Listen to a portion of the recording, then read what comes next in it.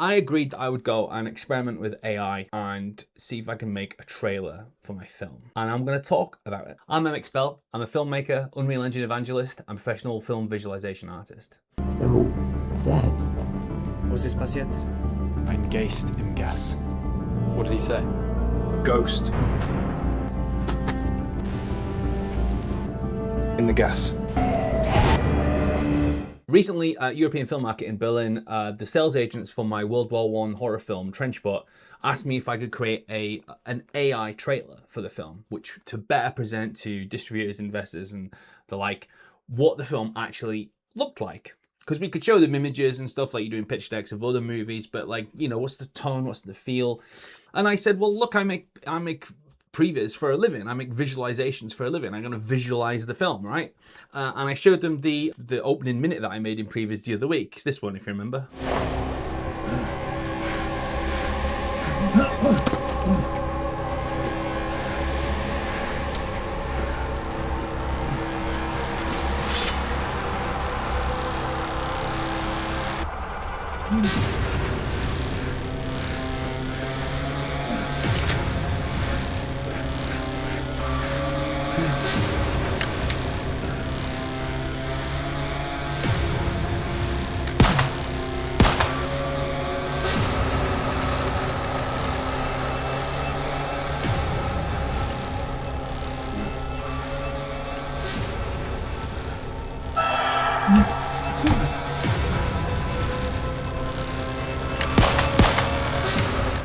Right, so I showed them that, and they said, well, it doesn't look realistic enough. Oh, which is fair. Like, it's not meant to look realistic, right? So the main difference between previs and AI, really, is that previs is a filmmaking tool, and AI isn't. It can be thought of as a tool, but it's not scientifically accurate. Let's take, for example, this previs that I made of Burke walking towards his destiny at the start of the movie. He's walking along, he comes to a truck, passes the truck, and he comes across a dead horse, and the dead horse is clearly triggering some memories in him. And then he looks out across the battlefield.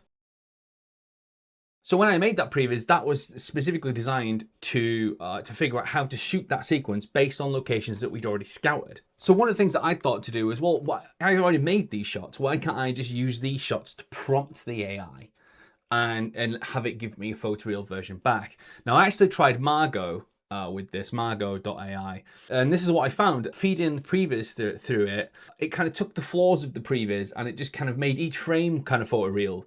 But it still had like the Nixon pops that were in the mocap and all that kind of stuff. And I just thought, well, actually, I'm better off just trying to generate fresh imagery. The general workflow that I came up with was to use a single image and prompt for that, and then take that and run it through the video generation process. For this, I was using Higgsfield, and the first thing I tried really was the shot walking through the woods. I prompted for a medium shot of a weary-looking World War I British soldier in a clean new uniform, carrying all the weapons and attachments, walking through a peaceful sunlit forest. Other soldiers relax under the trees in the background. And this is the image that I got, and I thought, that's great. Let's try making a video of it, right? Now, I was pleasantly surprised with the video that it gave me, and I used a Kling multi-shot sequence.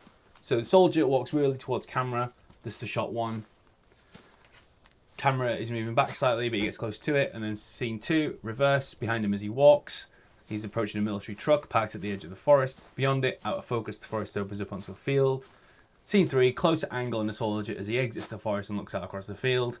And scene four, over his shoulder, looking out across the field, and we see a busy network of trenches. No, there's a few things that are going wrong here, clearly.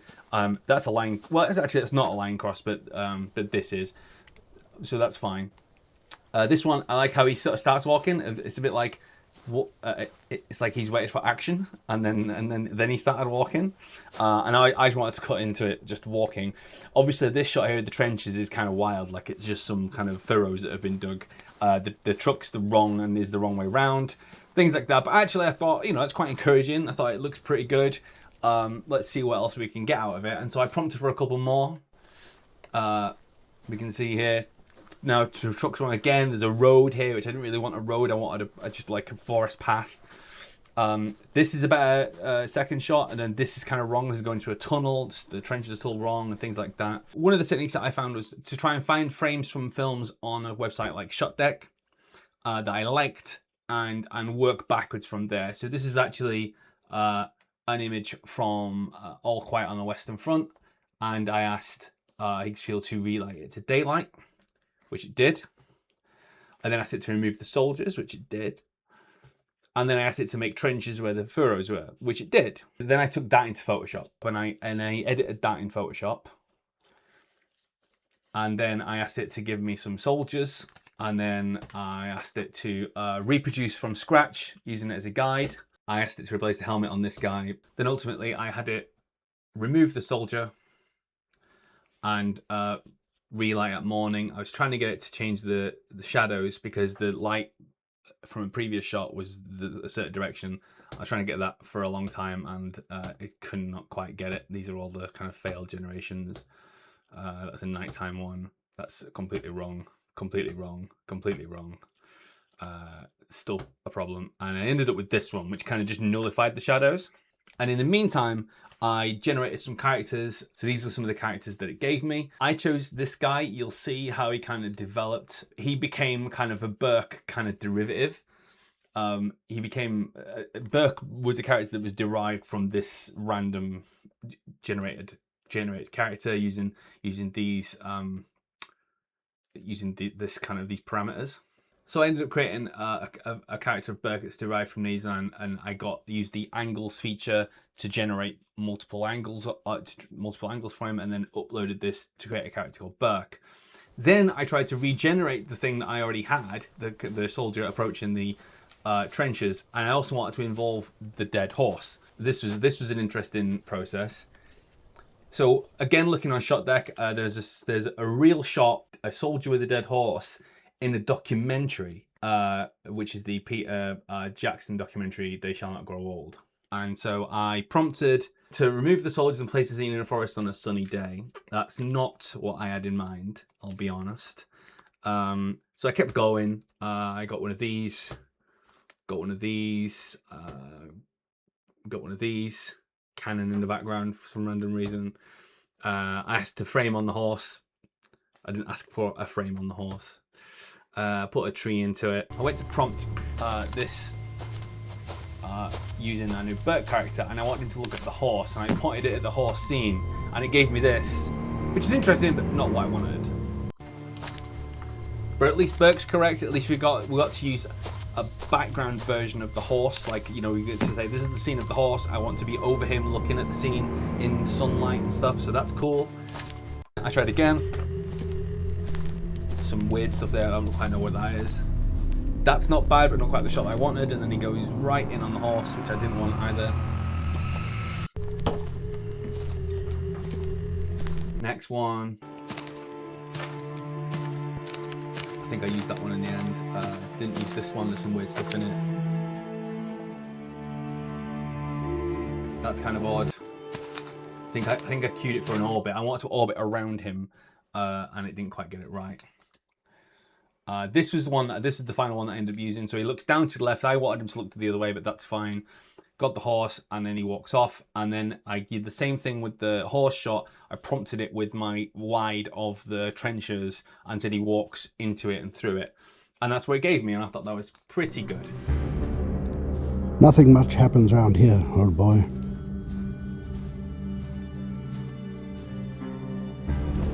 Not like what you've been used to.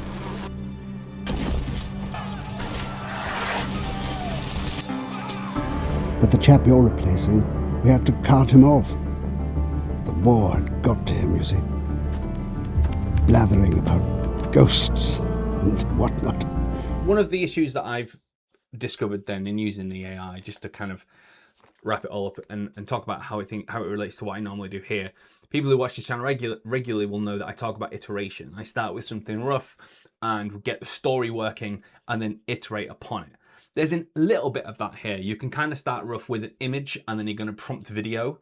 And so in my working edit, I was using images as placeholders and kind of leaving them until you get a decent video generation. But the problem is that you can't just give it a direct change, right?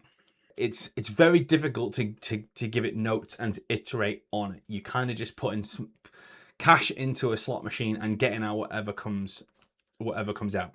So is it useful for a filmmaker? It is, but it depends what project you've got. I think it depends what project you've got. If you've got something that's visually interesting and that the AI knows what it looks like, so World War I, for example, right?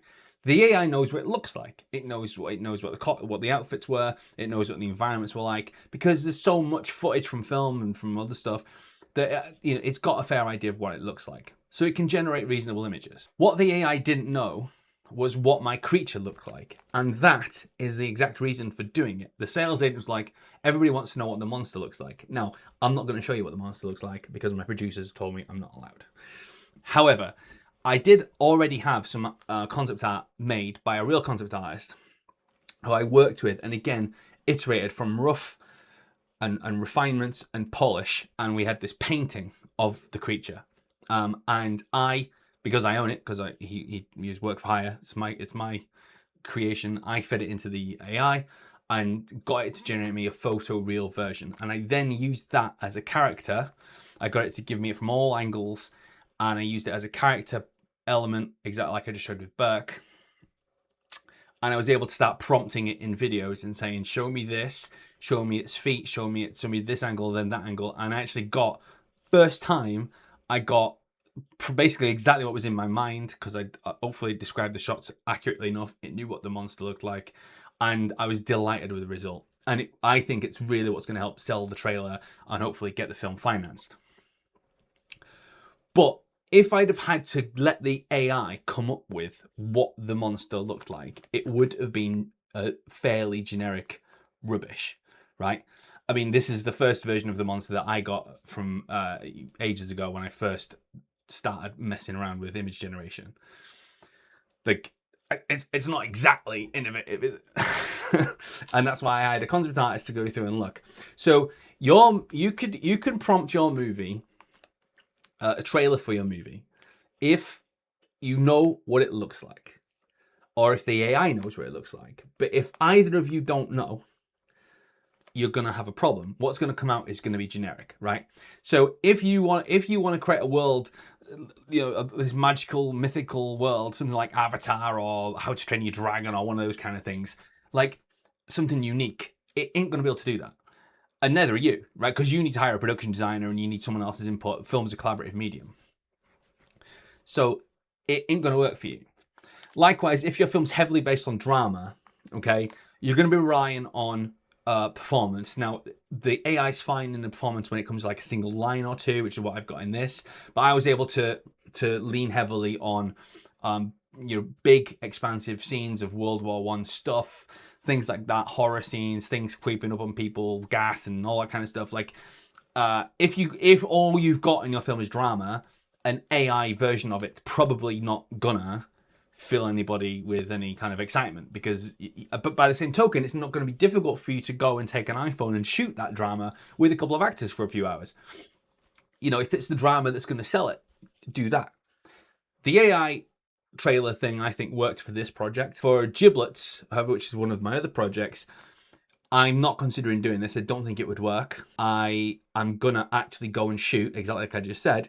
I'm going to actually go and going to shoot us for a morning some of the comedy scenes that we've got. So I think indie filmmakers do need to have this proof of concept that AI is not necessarily the end-all be-all.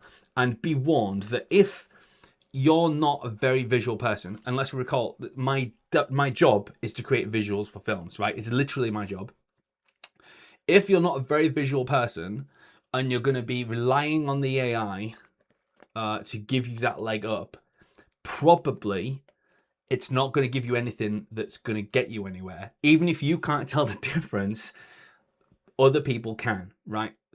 Nothing will show up a lack of vision more than AI shots, unless the vision went into the prompt, okay? I hope that I've worded that well enough. I don't know how much I should talk about AI on this channel. This channel's supposed to be about filmmaking with Unreal Engine, but emerging tech, and when it comes to film, it is all related. Do you want me to talk more about AI? Anyone? I don't really know if I should, but I'm open to talking about it when it comes to this kind of thing.